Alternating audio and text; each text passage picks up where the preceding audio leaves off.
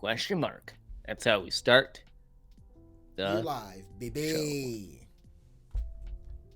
What is going I'm pretty on? sure our listeners just heard me say just randomly show, Yeah. and so they're gonna not know what we're talking about. So that's all I good. mean, that would not be the first time for you, for the record. Oh no, of course not. Yeah, people expect to not know what the heck it is you're saying at all. Like that's the Yep. expectation. Pretty much. How's it popping in these streets? It is. It just got done raining all day, and now it's snowing, and so all the roads are now going to be like a freaking ice rink. Yeah, I bet. So not looking forward to that, but it'll be fine. Yeah, I can't. I'm looking forward to driving tomorrow. It's gonna be fun. I mean, it should be fine. Hopefully, it's gonna be warmer enough to. Question mark? Question mark? Question mark? Hopefully, yeah. Yeah. But yeah, like I alluded to there, I am driving 5 hours north and northwest where I'm at. Yeah. It's gonna be something. Kind of fun. Fortunately, you'll be on mostly Minnesota roads, so like they spread salt and all that crap. So yeah, and I'm gonna be on major highways anyway, so I'm gonna. Yeah, it should be fine. Yeah. Cool. Just don't be dumb, I guess. Yeah, Quote unquote. That's the thing I learned this. Oh, hey, what did you learn this week? What did I learn this week? Oh, before we do that, I actually want to pray us in so we can. Oh, sure. Dear Lord, be with the Sanj man as he drives tomorrow, and be with us as we stream tonight. Amen. Amen. Go for it. What did you learn this week? What I learned this week. Public speaking and speaking for like a YouTube video is incredibly hard. What gives? Say more. Well, I'm trying to make a YouTube video for this channel and another channel I have, neither of which are really off the ground. And you listen back to the audio recording and you're just like putting your head through the desk because you're like, I sound so bad. Why am I so bad at this? Why am I like this? What are you bad at specifically? Sometimes I'll be just like, so I'll have the script, you know, I'll be reading the script and it'll be fine. And then all of a sudden I'll just like mumble a part randomly. I don't even know why I did that. I'll just be like, indubitably, this seems like. Anyways, I'm just like, it's why? Like what was I doing? Vocal cords are failing you. It's like, oh, this is not important. I'm like, what was I? Just talk loud. Just speak normal. Like I'm doing now. It's fine. That's you do hilarious. it all the time. You never shut up most days. So it's funny. I mean, do you think? I guess do you have some weird form of like mic fright or something? I don't know. Maybe I think it's probably that I'm reading it, and then I'm focusing on reading it and trying not to stumble over my words. So I never restart the recording. If I stumble over my words or misstate something, I'll just pause for a good bit, and then I'll restart the paragraph. That way I don't have to splice crap in or do anything weird. Sorry. Wow. Okay. I could from It was soul. rolling like a demon. Yeah. But I conquered it. Weirdo. Your face. Okay. But yeah, I think it's just I get so focused on reading it and that I just stumble over my words. And so I might try to do more extemporaneous, I guess. Like have like bullet points, maybe? I don't know. Or I just need to practice until I don't suck anymore, which is probably the answer. Yeah, I don't know. Like I know you speak clearly. It's not even obvious to me that why you would. Actually, maybe that makes a lot more sense because you also suck at multitasking. Like having conversations with you. Ouch. I mean, I didn't mean to break this to you right now. I'm sorry for breaking an obvious secret to you. It's like, yeah, you suck at multitasking. Same. I suck at multitasking too. Like whenever we have conversations, and I know something is going. I know you're busy. Maybe be that homework. Maybe you're on your phone and stuff. Mm-hmm. Whatever it might be, I just know the quality of that conversation is gonna be low, And so it makes sense to me that you while reading might be too focused on the reading, like you said, and not trying to stumble over your words, that you actually stumble over your words. It's funny. Yeah, that's probably the case. So I don't know. I think I just need to practice until I don't suck anymore. I might try extemporaneous and see if that's better. I don't want to just do like a like just completely impromptu, because it's not going to get across what I want to get across, all the points, I guess, right? Yeah. So maybe extemporaneous, which is basically you have like bullet points and you have the keywords, all that stuff of what you want to talk about, but then you're basically just ad-libbing the rest of it. You have cues. Maybe that's a good mixture, but I suspect I'll just have to get good at reading a script on a lot of stuff, but who knows? Who knows? So it's cool that you learned that this week, I guess. Yeah, I don't know. It's like, oh, you're just talking to a mic, man. I'm like, it takes some skill. It does. It does take some skill. And plus, I can't stand the sound of my own voice most of the time. I don't get why you do.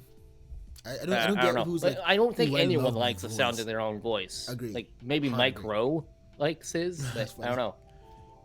Or George Carlin or something like that. Or Dan Carlin rather. Maybe George Carlin too. He's dead, so maybe. Wow, they got dark. But it's like I don't think anyone else likes the sound of their own voice. I don't like the sound of my voice either. I think I talk way too stochastically, or I take way too long pauses just looking everywhere. I don't like some of my voice too, but that's fair. I think too fast from my mouth half the time. So I'm sitting there going, and I'm not making any sense because I'm like thinking 5 trillion miles an hour, stumbling over my own words, and then I forget what I was talking about. Humble brag there. It's like, oh, I'm so smart. I think way faster than everyone No, else. I just think myself into problems. That checks. That's for sure checks. You're not supposed to agree with that, you jerk. Oh, I'm sorry. Oh, yeah, no. Dude, what? You think yourself into problems? Stop it. It's like gaslighting you now. Like, what are you talking about? I never said that. That's cool. I learned something quite deep, actually, this week. So, I'm on this journey. This journey, man. To becoming knowledgeable, right? To gain knowledge and all that stuff. And one thing I learned this week, actually, is that folly or foolishness is actually evil. I mean, first of all, Christ said it in the Bible. It says so like covetousness and a few things come from inside and they defile the body, right? But I never noticed that he said foolishness in there ever. And I just thought that was like, I'm like, yeah, there's obviously so many layers to it, but one layer of like, if you're foolish in moral things, that is genuinely evil. So yeah, I'm like, that's a big no duh. And you can think about this in roles where you need wisdom or you need like knowledge to do stuff, or to go the right way. If you are foolish, everything you do as a result of that is going to be evil. Essentially, it's. I'm still chewing on that, but that was like a big revelation about, what does it mean to be no, I'm burping. What the heck? It's infectious. I guess going off that point a little bit, apologies for interrupting you. It's very much like It's a Wonderful Life, right? Say more. The movie It's a Wonderful Life, can't remember who directed it or played in it. It was the same guy who did Mr. Smith Goes to Washington. The story follows oh crap, what is his name? Wow. My James Stewart? Jimmy Stewart? Yeah, who the actor was Jimmy Stewart. But I can't remember what the character's name was. But anyways, the main character goes through most of his life like doing the quote unquote right thing. Right? He takes over the family business when his dad dies, even though he wanted to go and become an engineer. He let his brother go off to college and then finally move on to a completely different business, even though he his brother had promised him to come over and take over while he went. He stays in the same town even though he wanted to leave, and he just keeps doing all these things, putting off basically what he wants, and as a result, it embitters him. So it doesn't really matter that what he did was the right thing per se, because over the long term, it made him resentful. It made him bitter, and at the end, by the end, like, it almost was his undoing. Right. That's a really good analog, because with folly, you might be like, oh, I was just too foolish to do stuff. But it's like, at the end of the day, if you compound it over time, the result of your actions, especially when the stakes are high, yeah. So I learned that this week. And we'll talk about more about what I learned in the WAWW and WAWR segment. But right now we can hop into we did get today 11 minutes of nonsense talk. And it wasn't complete and utter nonsense usually. That's true. Mostly. So what who knows? You brought the topic this week.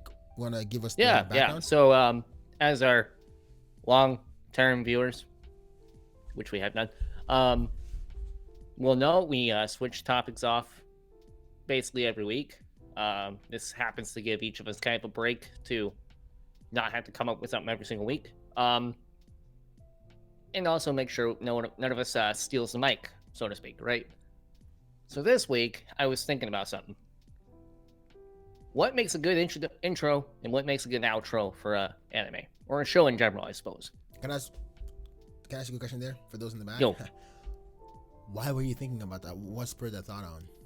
Well, because in the recent anime seasons, there have been some absolute bangers for intros. So you had the intro for Odd Taxi. I forget what that's called. Amazing.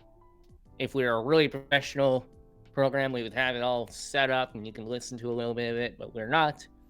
So go look it up yourself. Go ahead.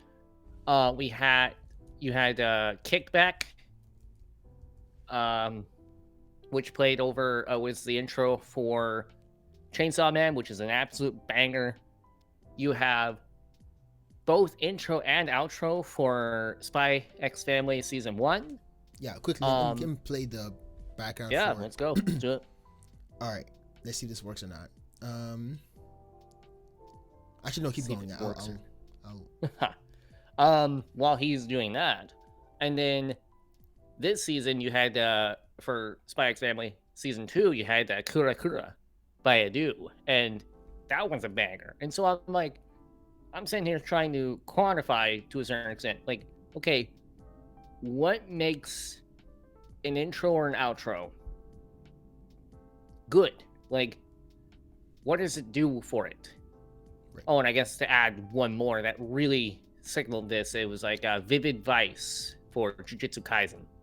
Gotcha. And now I'm going to play Odd Taxi real quick, because I also love this. We're playing it. I hope this works.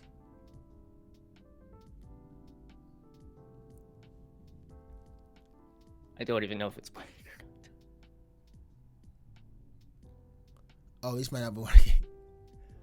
I can hear it. I don't know if the audience could, but I guess look it up on your. Hopefully, we'll have to see. If not, we'll cut this. Yeah, just look it up on your own, people. Haha, thank you. Thank you. Unless it worked, then don't. Yeah, then don't. Good. Yeah. It's all good. Oh my gosh, thank you. This is so professional. Oh, Lord. This is the quality you've come for. Hey, I mean, you're here for the banter. That's all you are here for. Yeah, everything else is a bonus. Heroes you don't deserve and the heroes you don't need. That's true. Everything else you get in this podcast, other than the banter, is a bonus. Yeah, basically. Everything. Amen, brother. Yeah. But yeah, so, and I was trying to ask myself the question of what made a good intro and what made a good outro. And as per usual, I didn't do a ton of writing or thinking or researching on it, because it's always better to just talk this crap through with Sanj. Cool. So, I guess to ask you the question first, what do you think makes a good intro or outro? First of all, I would like to. It's like, I like to think with my fellow audience. It starts like giving a thesis. I'm like, thank you, panel of judges, hosts, whatever. Anyway, I guess before I answer my question, can I ask you some questions? Okay, shoot, baby, shoot. first of all, you exposed your nerddom yet there by actually saying you watch the intros. Now, I guess put in the comments if you actually do watch the intros or not, because it is not. I believe it is a niche thing to do to watch the intros. Why watch the intros? It really isn't for the anime community, but like, I'm funny. To answer your question real quick on that part, I watch the intro if it's been a while since I've seen the intro. But if I'm binging something or watching multiple episodes, then I'll skip the intro because I'm like, I just saw it. So you just brought back a previous conversation. This is you can go listen to binge or not to binge is the name of the podcast. Oh yeah, if we were really professional, we would have that up in the corner. Oh, but stop calling us out, man. Keep calling us out. Goals, hashtag goals, my literally. friend. It's goals. But so you would actually listen to the intro, or I guess watch the intro if you watch it episodically. And it really depends on the show too. If the intro isn't that good, then I'll skip it because I'm like, nah, nothing lost. But if it's like, it doesn't matter if I'm watching multiple episodes of Spy X Family, I'm watching the intro because the intro is just a blast. Like Kura Kura is awesome. So why watch the intros then? I guess like what's the appeal? So we just skipped over the questions you had for me. Yeah. So this is the question. Okay. So the appeal for certain intros is one, is it a good song? Which is like, duh, is it a good song or not? So, but I guess this is gonna be. Sorry for interrupting, but I guess what I'm asking more is how does in what way does the intro add or remove from the show, if at all? So I guess to give the example of Kura Kura, just because I just said it, it puts the character, the animations in that intro are so unique and fun that is just a blast to watch. So it's like a musical OVA. Yeah, effectively, almost. Zom 100 had the same deal with Song of the Dead. It's just a blast to listen to, and it's kind of I think it's a generational gap because I've actually never been as fond of the intros for shows like from 90s 2000s because they all basically sounded the same. Like you had a few like Bluebird from Naruto that sounded pretty good, and a couple of the Full Metal Alchemist ones that sounded really good, but overall they just kind of went over my head, I guess, because they all kind of sound the same. But in recent years, I think the intros have become an art form in and of themselves, right? And I think the studios really try to make that an essential aspect of the show. And obviously not every show and varying qualities and such, but I feel like it's more and more. Maybe that's just recency bias. Maybe that's just what I'm seeing, but you know, just my perspective, man. Yeah, to quickly comment on that one, one thing I've observed, I don't know what way the causality error runs, but I've observed this. Unique intros usually are correlated with unique style of anime. That's actually a really good point because I'm thinking back to Ranking of the Kings. First season of AOT or Attack on Titan. That intro, I can't remember how you pronounce it, was so epic that it really gave off the epicness of the show. Yeah. And I mean epicness of like how big and loud and intense the show is. Yeah. But while the intro for Odd Taxi, for example, is very like, it's a jazz, well, with jazz / hip hop type of deal. And so, that's the way it does. In some shows like Cowboy Bebop and Samurai Champloo integrate that music into the show. So Cowboy Bebop is more of like a jazz almost, and then Samurai Champloo, and I haven't seen those shows very much, so I'm just taking this from the clips I've seen so far, is more of a hip hop sort of deal. Fascinating. And yeah. I think that, well, that is a very clever tactic for the producers of a show to also invest in in the musical part of it. So what I guess two things come to mind for that. One, a good comedian who has a good stand-up special, and here I'm thinking of people like Mark Normand. From the intro, from him coming out, he already has a joke, right? Even to the end, even as he's leaving, he has a joke. And exactly, he doesn't have to warm up the crowd, so to speak, because he's just go. He's like once he walks in, he sets the mood. Like he's walking and sets like we're here for laughter. And with the intro, I've observed, at least when they are correlated, I've observed that once you watch the intro, you don't almost like you don't need a lot of that emotional, because for you to get to the same place that the intro gets you to, you need to watch a few episodes and invest emotionally into the characters. But just watching the intro, the characters like dance all around, looking all fun and happy, that gets you a certain level of commitment, for me, or buy-in into the characters of the show that I think I'll only get maybe after watching a few episodes. Oh, it can fool you too. Like I remember for our first season of Jujutsu Kaisen. Yes. The intro there, I think it was called Vivid Vice. I can't remember, but it was it made you think.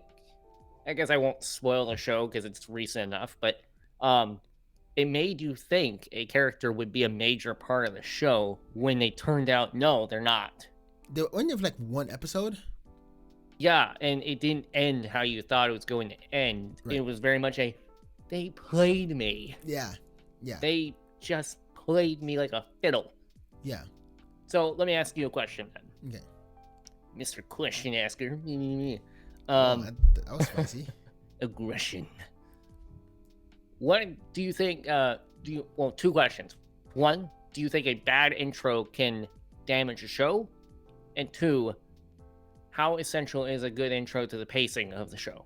Ooh, great questions. The first one, I don't think so. So, you and I kind of binged the show Dr. Stone, or I guess Dr. Stone in Another World. I don't know how I suck at knowing the names of these shows, but I think the first season is just Dr. Stone. Right, Dr. Stone. And I could not stand that intro. It was neither could I. Yeah, so but I was eager to watch the next episode. Now that could be an outlier but I don't think so, because even well, we also have the power of the skip button. Pause there. If it's on Netflix, if it's on Crunchyroll, good luck, bro. Yeah, it was on. That was guess where the show starts. Yeah, exactly. We're Crunchyroll. Yeah, that's true. That's funny. Dig at him. Hey, Crunchyroll, if you want to sponsor us though, like sponsor us? Yeah, totally. I'll change my tune with a couple $1,000. Yeah, I am easily bought. It's like this grease my views a little bit, and I'll come around. But even Iruma-kun in Another World. Who's a demon. Welcome to Demon School, Iruma-kun. Yes, that one. You're better at show names than I am. The intro, and I can't name you characters at all. It's true. But that show, I don't think it has a good intro. I think the intro just meh. I mean, it warms up to you later on because you kind of get the vibe, quote unquote. I don't like using that word, but you kind of get the texture of the show through the intro. But I'm not particularly a fan of it. Now, to the other question about pacing, I think because in this, at least for this topic, it is so, one, contextual, and two, subjective, because it's musical taste. It's like, oh, why do you like a specific kind of music? It gets deeper than just music you like. I think that it may impact the pacing of the show if you already like the show. So what I mean by that is, you obviously have more of a you want to take your time with the show if you're enjoying episodically the show. So like if you're actually listening to the intro or watching the intro and actually enjoying the intro, at least for me, with Odd Taxi, I would stay from the intro and I would, even the outro, I'll be dancing along to it because it was so fun to listen to. That affected, at least for me, the way I would pace the show, because like almost like everything mattered more, essentially. Like it was so cohesive that it made the whole thing more enjoyable for me. Yeah, how about and you I answer guess your to add questions? to. Oh, sorry. Go ahead. Sorry. Well, how about you answer your questions? Okay, so um, I'll answer the pacing one first. So pacing, I think it is important to the pacing to an extent, right? So, um, you know those commercial breaks that you find in like Hunter x Hunter, Yeah. Fairy Tail, and Naruto? Yeah. Those irritate the crap out of me But because it. sorry for interrupting, but they Oh, do that in Demon Slayer though. Like it's in a yeah, few, the yeah. It's very. I can't stand it because I'm just like, don't do that, right? You're wasting my time. I want to be in the show, right? And so the intro can be an irritation, which is not something you want in a show if it gets in the way of the show. But if it's a joy to watch, like Odd Taxi or Spy X Family, then it works, I think. So I think it is important to the pacing on whether or not people are going to enjoy it or not. So that's my 2 cents there. Not very complex. How about the former? Former. Are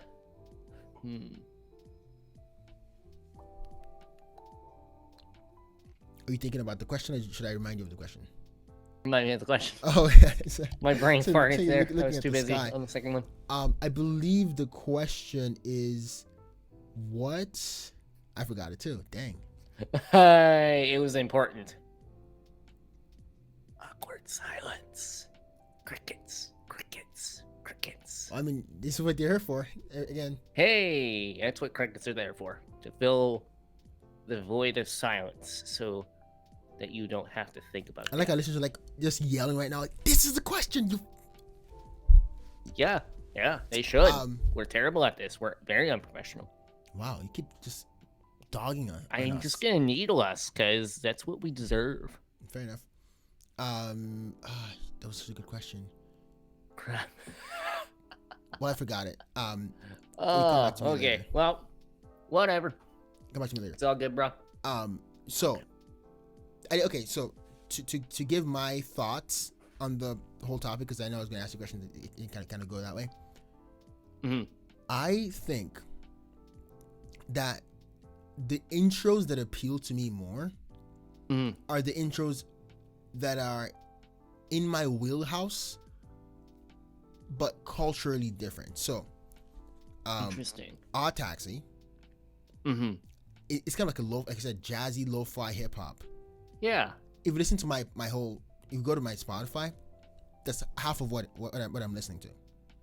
In some way or form, jazz, hip hop, not anymore, but you get that appeal. But to get it in a different language, which brings in a different kind of, so language, like every language has a certain rhythm to it, right? Yeah. And a lot of that rhythm cannot be replicated in, by non-native speakers. And yeah, that like, infuses. Spanish is like smoother and all that stuff. Yes. German is more harsh in a sense. Right. Even so, for example, if I spoke in my Nigerian accent right now, do it. No, don't tempt me. Come on. A lot of tease people. Don't tease people. That's mean. Well, hey, I'm a tease. I am a bona fide tease. Okay. I'm gonna clip that. Actually, don't do that. I will do it unless we get an accent. No, you look at you out to try to blackmail me. Good lord. Do it. But yep. No, it's getting, no, getting stop. Doing it. No, I'm not doing it. Do you know the way?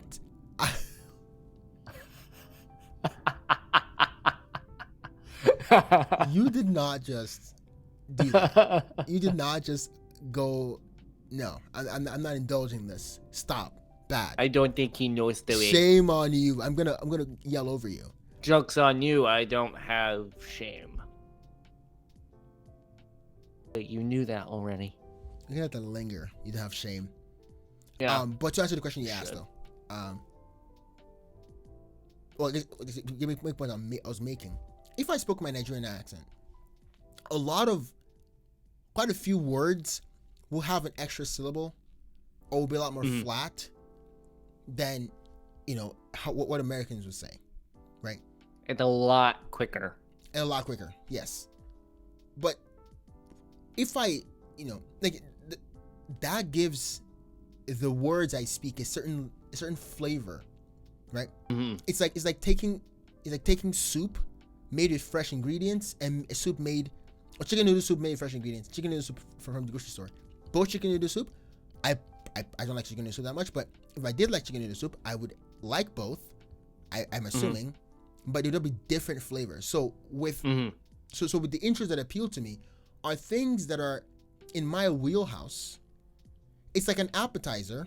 It's like an appetizer at a very, very gourmet Chinese restaurant. They don't do appetizers in China.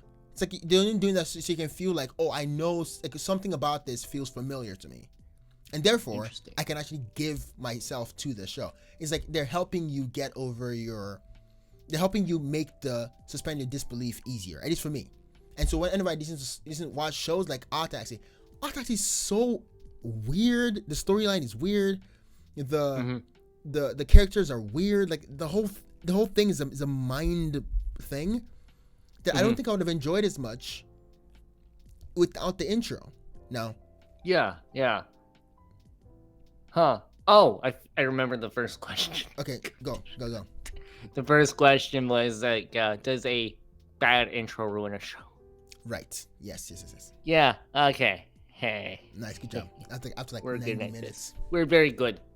Stop needling us. That's your character. You're the needling character. Go for it. Yep, I needle. Yeah. So what you said there rings very true. So on YouTube there is a documentary on the history of K-pop that I listened to. It was actually really good. And I read a paper on K-pop originated when I can't remember what their name was. I don't know. They were Koreans born in the United States, but that were still could speak Korean, so they went back to Korea, quote unquote, right? And they were trying to basically sell rap. This was like, the Run DMC generation, all that stuff. So not the style we have now. They were trying to sell rap back in Korea. And it didn't really work, right? But they stumbled onto something. They could take the tone, tenor, and style of the traditional Korean ballads, right? And then mix them with American style music. And it was a huge hit. And I think that's kind of what you're getting at, right? You have to, it's okay to have like genres that come from the West, obviously, but it has to have a Japanese flavor. Right. Because then what's the point? Right. I'm watching anime. It's from Japan. I'm expecting difference. I don't want to be reminded that I'm from America, because I'm just like, well, no, I'm not watching an American cartoon. Yes, and also but you want to have enough of a flavor of Americanism, so to speak, so that you can buy in. The perfect example of this is in MHA. I know it was like it's an MHA channel at this point, My Hero Academia. Yeah. When they called all the heroes together, and then we saw the American hero that trained under All Might. Yeah. I remember that scene where her standing, like Superman or Superwoman on the airplane, just like, hands akimbo. The reason that struck me so much was it was a clear exemplar. It was a symbol. It was a character of how the Japanese, or the Japanese producer of the show, saw America. And even the background music that was playing, like the whole thing. And I was like, oh, I can see. I mean, I kind of get it. I can see what's very American. I can see their attempt to make things American or whatever. Well, even All Might is to a certain extent American. Yes. Endeavor refers to him as the American. Yes, right? So even the blonde hair and all that stuff, but the exact point that I'm getting at with that, or I guess why that struck me, why I bring that in here, is that almost like intros need to be enough, need to have enough, I guess, a flavor or a smattering of of the guest country, or like the wherever the show is gonna be streamed. Enough of that with the cultural aspect of the owners of the show. It's like a melding of flavors that actually produce something like an Odd Taxi. And I keep quoting Odd Taxi, but that to me is one of the best. It's a good intro. You should watch it. Even yeah, for sure. Even Jujutsu Kaisen's first intro, like that rap, like the whole like that. It's just something about that. Something about the way they do it. It's taking something foreign and making their own. Yes. Making it their own. But it's not cringy. So sorry for I keep hogging the mic. It's not. And so I to give you another example. I found out. So you know Scooby Doo, in the old Hanna-Barbera shows. Yep. Scooby Doo specifically was created by a Japanese man, Iwo Takamoto, I believe. Takamoto. Right. He was born in the United States, but he was still very much in the Japanese culture, as you could tell from his name.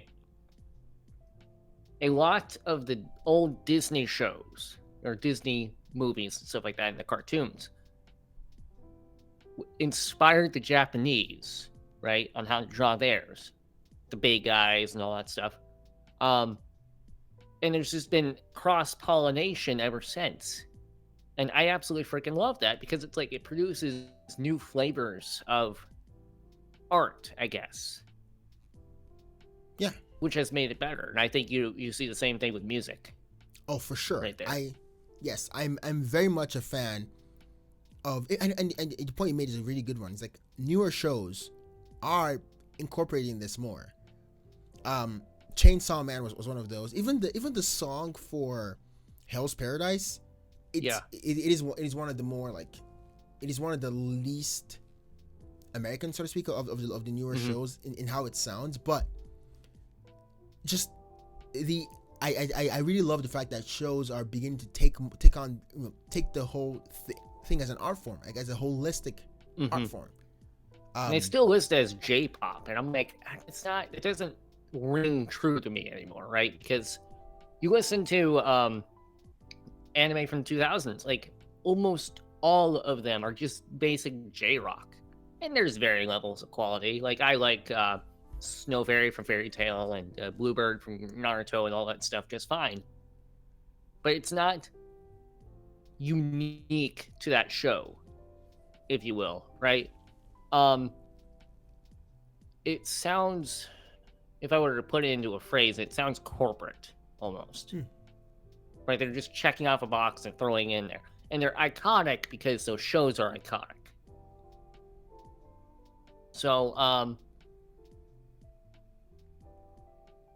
and you have artists now that like can craft that shows can. I don't know if it's reverse, honestly. Let me just hit my mic. So I don't know if artists are crafting their songs for the show, or if the show is crafting themselves, or at least their intro to the song. Because like for some, you know, it's the former with so for example, Yasobi, who's a really good artist from Japan, did the intro, did Idol for the show Oshinoko, which is really freaking good, by the way. And that is like, I've never been to Idol anime, but that song helped me like get into the show so well. Yes. Get into the whole Idol scene so well. Even though I don't really like Idol animes or idols from Japan at all, right? Yeah. For Odd Taxi, the song helped like give off the mystery and the vibe of the show.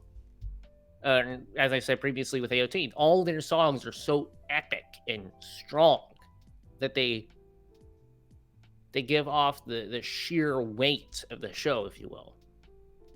And to add more to that, the Spy Family intro of the previous season, I'm saying the latest season, adds the just the levity, the fun, fast paced, almost like almost comical kind of approach. The wholesomeness in a way too. Yes, wholesomeness for sure.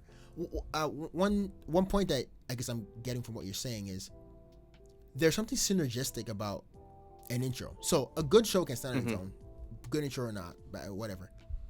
But a good show with a good intro and outro, more intro, you get that the intro can stand. Maybe the intro can stand on its own, perhaps. I'll probably listen to it, on my own. But those things combined are greater than some of their parts, because you hear the music and you remember the show, and the show's so good enough that you have an emotional connection to it that when you hear the song, like, you feel it all. Like if I listen to the intro of Attack on Titan, the first season, dude, it takes it back. I look back, I'm like, are the Titans behind me? Because it's so reminiscent of the thing. I think this will actually be so okay, to ask you a question real quick, kind of answer at the same time. I've ever since you put the distinction to me of the different eras, of anime, I've kind of wondered, what would our era be known for? Like, what would be the thing? I guess. What do you think? Let me think on this for a minute. Well, because we can't just sit in silence on a podcast. So let me just kind of think it out and correct myself as I go. Changing an art style. So there's definitely a difference between like 2000s era anime and even the 2010s era anime and now, right? Characters tend, I think, I'm saying this tentatively, they tend to look a bit older, right? The animations are more varied too, right? Which I very much appreciate. So I think our era is going to definitely be known for the diversification of anime, right? And I think this is fabulous because it's like, it's opened the world of anime and animation to a whole different group of people, right? So I was looking up statistics online on viewership of anime, and not an insignificant number of people are watching anime in their 30s and 40s. It's still mostly a young adult thing, like 20s or so, but it's like the people who started watching anime back in the 90s and aughts are still watching anime, which shows its strength, right? So it's like, the worry I had when I started watching anime is, and it was a genuine worry, was that I would watch it and then one day just completely fall out of love with it. And it happens, right? It happened to a lot of things I loved as a child. When I was a child, I thought as a child, as the good book says.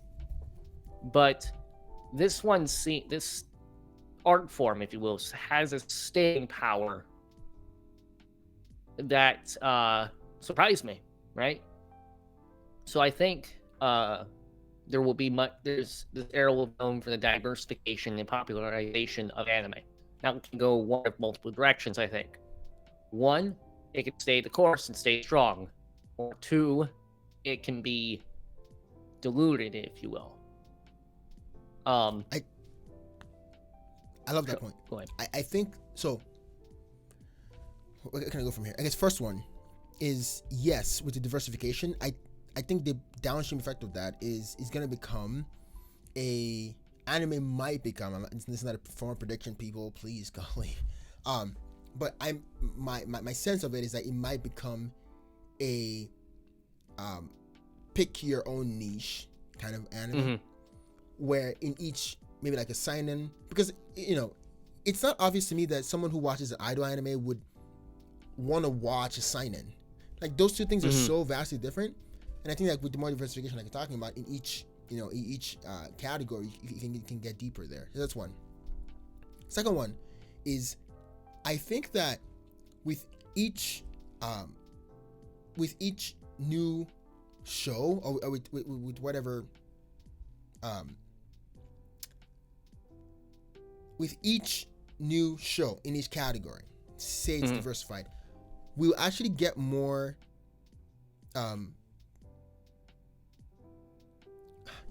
I want to call it people watching. So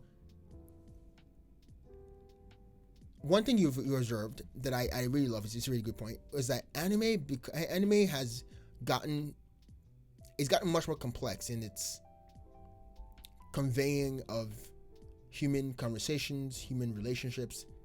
It's actually so much more complex. I really love that point, because with each succeeding season or each succeeding era, it's almost kind of capturing human nature, so to speak. One problem that I have against that is, I wonder if it falls for audience capture, or trying. It's like being a Michelin star chef. Like you trying to get that Michelin star kind of makes you lose what it is that's popular to the broader audience. That struck you something to say? Yeah, so that is my fear to a certain extent, that there's going to be, I think one of the things that's plagued the West in our media right now, and why Hollywood is in big trouble, to be perfectly frank, is that the TV shows are trying to be crafted to the audience, and they're not trying to craft the show, right? Yes. It's like, or worse yet, trying to tell the audience what to think. Right. And it's like, that's death of bad. The show. Yeah. Yeah, it's a death of the show, because it's like, things can be self-aware, but only to a point. And what anime's done a very good job of, not all anime, I mean, in general, right? Yeah. Is that it's presented a story. Right. It does social commentary. All forms of media and art do it, but it just presents a story. And that's what I really enjoy, right? Over here, there's so much contention and polarization and stuff like that. It seems like every single show is trying to craft itself to the audience. Right. And I'm like, I don't want that. Yeah, same. And again, this is why I guess I brought it up, because with the diversification, you get, I guess, more communities, or call it specialization. People like, I only watch. I'm the guy that watches only shonen or whatever. Yeah. But the more that pool saturates, I guess, it's like you having a taste for a certain kind of coffee, something, and you keep wanting it stronger and stronger and stronger, and next thing you know, it's like you don't recognize your regular coffee taste until you get out of it. So yeah, and I guess sorry for diverting us there, but let's bring it back to the intro. No, that's what this show is for. We're making through this and going as we go. Yeah, but bring back to the topic of the show. I think that. So you asked a question before, like, what, you're not sure if musicians make the songs for the show, or the show makes craft the intro for the musicians. I think that goes both ways, which is another thing I love as a downstream effect of anime's popularity, is that we might actually get more musicians who get an interesting start, right? So yeah, the popularity of pop songs in the aughts, I think that's right, is we got a lot of cover artists who kind of branched off from cover art to actually create their own music. I think we'll actually see a new subset of people who are like, we're just primarily anime or animated movies musicians. Well, going right off that point, there are actually several people who do it. So there are singers like Emily on YouTube, who is now a voice actress for some anime. She was she played Marin Kitagawa on My Dress Up Darling, actually, for the English dub. Oh, wow. But she got her start as a cover artist for the English version of anime songs. That's actually how I got into anime music, in a way, right? The English covers oftentimes made the song more approachable. Yeah. In my opinion. You got other guys like Caleb Hiles, and Jonathan Young, who both do a lot of cover songs, but they both also branched off to make their own stuff. Jonathan Young made a full-on like power metal album, which is dope. wow. But a lot of I'll have to send you a couple of the music videos, because they're full-on like 80s, 90s retro style anime music videos, and they're awesome, right? That's cool. Yeah. There's a guy by the name of Pelike, who's like a Norwegian power metal singer. I was watching a Skeleton Knight in Another World in Isekai. Oh yeah, that's a good one.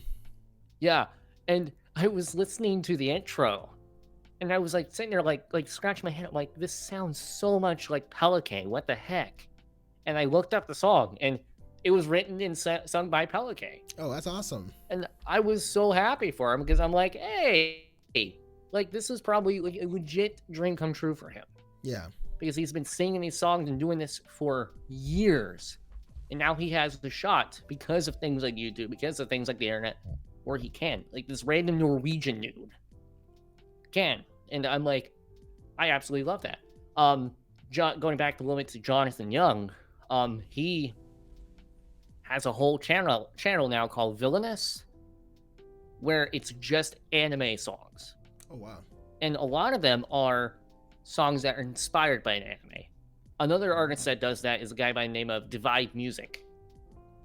And he does like all sorts of cover songs that are inspired by anime. So for example, he did one song, Say My Name, is for Belmont from Castlevania, which is a banger. Love it. He did Never Enough, which was based off of Cyberpunk Edge Runners. He did One for All, which was an All Might song, and they're just really cool. So, yeah, sorry. Yeah, I mean, nerded it out right there. That's very fair. I love that. I think also we are like already have 15 minutes. So do you want to anything more to add, or do you want to go to the WAWW and WAWR? I think I'm good. I don't know. I did not know where that conversation was going to go. I am very happy with where it went. Same. Good job.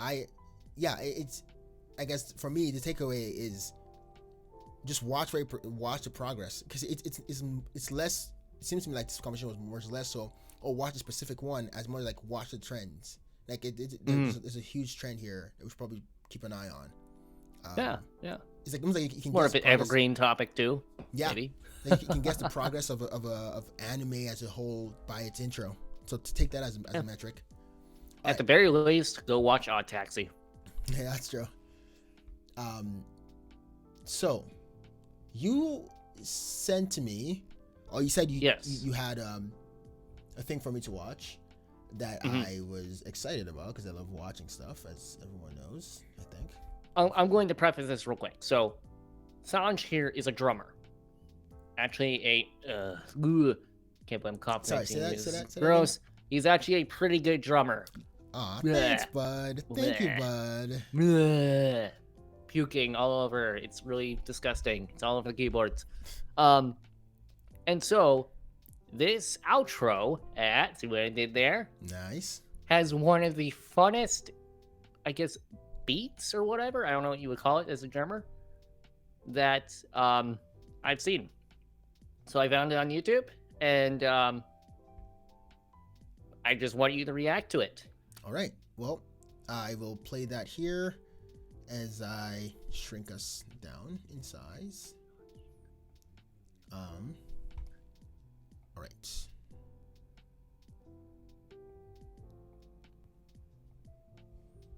All right. Here goes. You want to share your screen there, buddy? Oh, yeah. Old pal, old friend? Excuse me, what'd you call me there? Buddy? Old pal, old friend? All right. So. Thank you. So kind. Such a nice young man. Excuse me? Okay, hopefully this doesn't get us dinged. All right. I'm going to listen to it. I guess just pause me whenever you want. So. Yeah.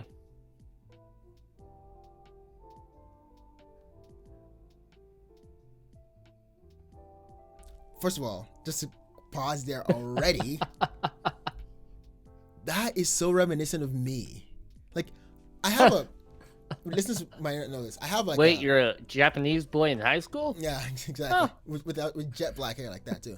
I have I guess a dark spot now on my chest because I'm constantly hitting my chest to like come up with beats, right? So him just being so into the different sounds he's making, is giving, to quote my girlfriend, it's giving drummer.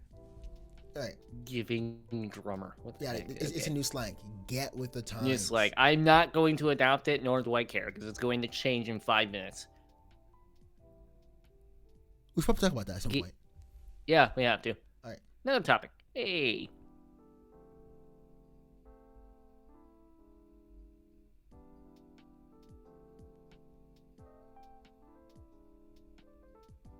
Ooh. Okay. All right. Okay, that's so good. Okay, first of all, I'll put the drums aside for 2 seconds, right? The chords on that outro, holy buckets, that's good. Holy buckets. Oh, sorry, holy chords, that's good. No, it's all good. I love it, dude. That is nice. I love that's very, very nice. But to go to the drums. Oh, I guess I'm sorry to interrupt you there. This is very impressive for me. This is the outro for Tonari no Saki-kun. Yep, I will highlight that for the audience to see right there. Look it up yourself. Yep, Tonari no Saki-kun. It's an interesting little show. It's very short episodes. I think each episode's like 5 or 10 minutes long. So interesting little show. Recommend it. It's actually very fun. Cool. All right, let me get back to my enjoyment of it. Like I'm having a cookie or something.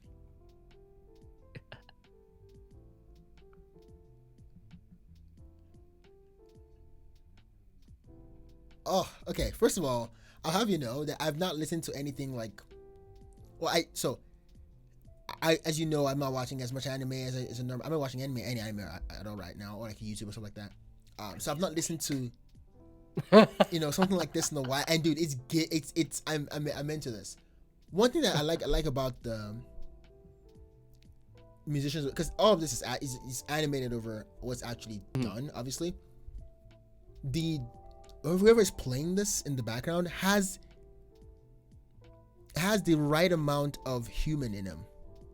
Yeah. What I mean by that is, if a beat's quantized, it's never wrong, right? It's like always on time, always on time, always on time. But sometimes when whoever is playing this comes in at kind of like he has like a nice margin of error that to me just sounds so human. So humanity in the art is essential, which is another topic. Oh, yes, another topic we're talking about. And I will point out, if you're watching the animation, this outro tells you a lot you need to know about the characters, actually. This is a topic we didn't go over. Because if you look at the girl, I forget her name, you see she's like frowning at first, but now she's starting to get into it.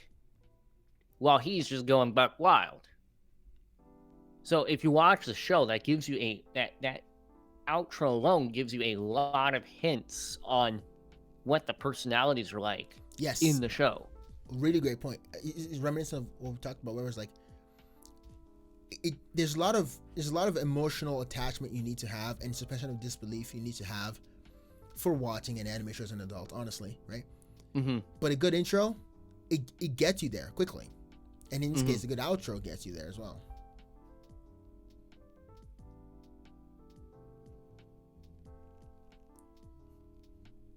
Oh, now she's blushing. That's funny. Yeah. She's a tsundere, right? Yeah. She is. Yeah. Oh, cool.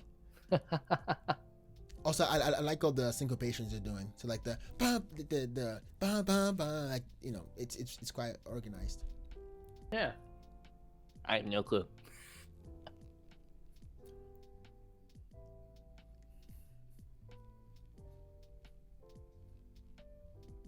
Ooh, that is good. That's beautiful. I'll just play it out now.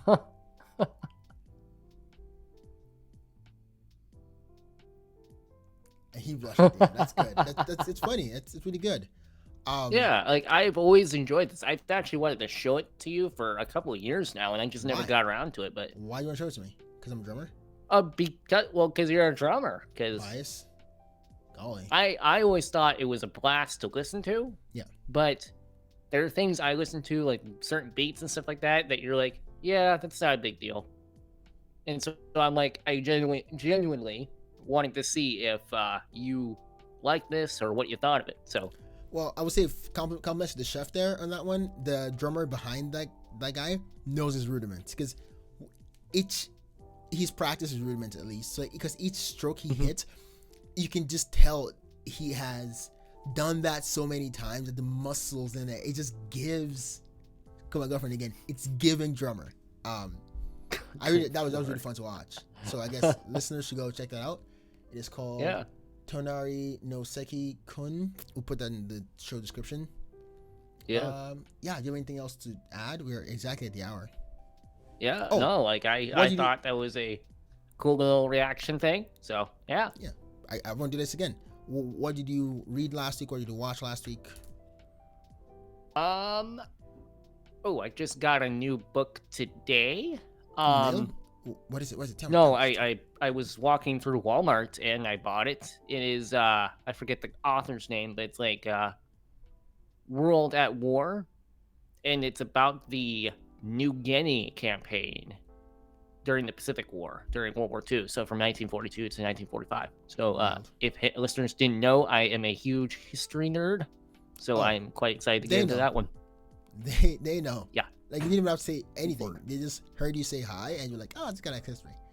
He's nerd. Yeah, he's a nerd. What did you watch this week? Been just keeping up with Eminence Shadow. I've been a bit busy in the past couple weeks, so I've been listening to a lot of anime in the background, actually. English dubs, obviously, because I cannot speak Japanese. And so I've been just re-listening to both Odd Taxi, which kind of contributed to this conversation, and a lot of Kaguya-sama, Love is War. Your favorite show of all time? Or one of my favorites, actually. Yeah. And it's just been a blast. I've been keeping up with Eminence and Shadow, and it has been good. And it's been a blast to listen to. I'm so surprised by this. You first showed me the show as like dude, you will love this show because of how funny it is, and now you actually keep up with the show as like still for that, but actually for the storyline too, which is interesting. Yeah, the storylines, like, it's we're gonna have to do like a full. I keep hitting my mic. Good lord, my poor mic. Just tearing up. I keep at first, like, it's very much like satire that we've talked about this before. Satire needs to be taken seriously to a certain extent to make it good satire, right? What Eminence is doing is making me actually become a bit invested in the actual plot of the show, all the while not straying from the fact that it's a satire, which is awesome. I'm loving it. Yeah, cool. Thumbs up. I by the grace of God, eventually I'm gonna get back into anime, and I'm probably gonna watch that one so we can talk about it on stream. Yeah. Anything else you were watching or wanted to add? No, not really. What are you watching? I am watching nothing at the moment, as everyone knows at this point. I finally finished the Mr. Parker Pine by Agatha Christie. I would read that book over and over again. I believe, like I mentioned last week, there is a collection. So I have all the books. She was a prolific author. Yes, I learned. One of the, I believe, most sold authors. I think. I don't think most sold, but she was most very published, like most something for sure. Most something. But I'm a fan of detective novels. I find them lighthearted. I find them fun, like as an intellectual puzzle. I love them a lot. I have all the books. I have all the collections of all the Sherlock Holmes. And Mr. Parker Pine is as fun as I would say is as fun as Sherlock Holmes. And so I'm actually also a huge fan of detective novels, which is actually a very odd overlap for us because besides anime, we don't really like anime and Brazilian Jiu-Jitsu, we don't really like a lot of the same stuff. Yes, that's true. Right, you're an econ guy, I'm history. We're both lost, but I think we fell out of that. Yeah, we're like, who cares? There is a grand unification to our interests, though. I mean, you could call it like maybe principles or whatever, because a lot of we usually come to the same conclusion. Like if you were into econ, you come to the same conclusions or roughly same conclusions as I've come to, and I believe vice versa. Interesting. So interesting. But I would agree. Like, slightly different anime to a certain extent. We watch it different ways. Yeah. Music, we're drastically different. I'm a metalhead, and you're jazz hip hop hooligan. Excuse me. You always have to just throw in the digs, huh? Always. I can never let you have a big head. But yeah, like it's very odd that on fiction we actually both really like detective novels. Yeah, that's very cool. Raymond Chandler, who wrote the Philip Marlowe detective series, is one of my favorite authors. Interesting. I'll have to check him out. Yeah, he's a blast to listen to audiobook wise. I know. I just fight me on this, bro. I still think audiobooks are meant to be. Oh no, detective novels are meant to be read than listened to. Honestly. I don't know. Like I maybe it's different type of detective novel. Perhaps. Less cerebral, perhaps. Like it's not that there's not a mystery to it, but it's like it's very much focusing on the characters and the conversation and dialogue, which is so fun when you have a good narrator reading it. I see. Cool. Yeah, I don't know. There's a random aside about detective novels. I know. And then you're welcome. I'm starting Dune. Hopefully. Dune. I'm not gonna be able to do any reading, I don't think, for like the next 3 days because I'm gonna be doing road trips and gonna be kind of busy. But you have 5 hours, so you might as well go full audiobook. Oh no! Stop! Who's paying you? Okay, stop paying him. I'll pay you 0.2% of what they're paying you, just for you to stop doing that. I'll take it. Cool. Easily bought. I see. All right. Cool. I think that's it. Thanks for I think that's it. Today. That was fun. What do we talk about next week? Just to give our viewers a little bit of a taste. Some might say it's about the holidays. Ooh, is it a holiday next weekend? I don't know. Is there? I don't know. I haven't looked at a calendar. Is there? I don't know. Just look out your window. There's actually no snow. Oh. It's a muddy Christmas. So is it Easter? Yes, son. It is Easter. Yay, Easter! We're having an Easter episode next week. Yes! No. Which sounds like something we would unironically do. Yeah, just... Again, needling us for being such professionals. Yes. But yeah, next week is going to be, I think, a Christmas episode. Don't know what we're going to talk about, but we're going to talk about all things Christmas. Agree. All right. Thanks for listening. I snapped my fingers if you couldn't hear that. We shall see you listeners later. Arigato.